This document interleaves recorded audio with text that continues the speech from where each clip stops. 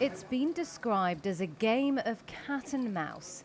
The novel coronavirus mutates around once every 2 weeks, and as a result, regular booster vaccines to fight it are very much a part of our future.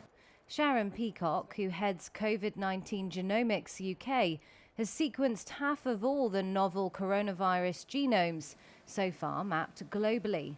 She says international cooperation is essential in the battle against it.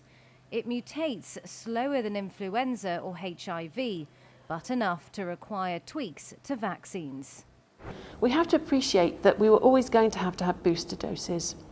Immunity to coronavirus doesn't last forever. We know that, and we know that from looking at immunity against the common cold, for example. So we know there are waves of infection over time. So our immunity to coronavirus does wane, so we're always going to be looking at booster doses over time.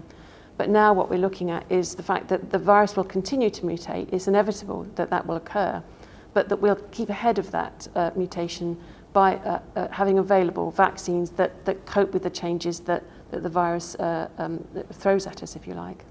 COG UK, set up exactly a year ago, is now the world's biggest depository of knowledge about the virus's genetics.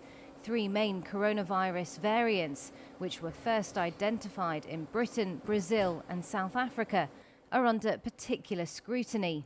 Peacock said she was most worried about the variant from South Africa.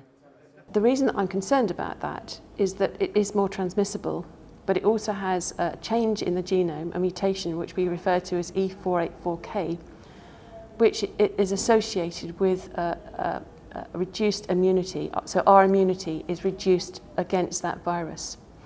And so that's one that does concern me in particular. With 120 million cases of COVID-19 around the world, it's getting hard to keep track of all the alphabet soup of variants. Peacock's teams are now thinking in terms of constellations of mutations. Into your arm. And when it comes to the future, she warns there will be more pandemics.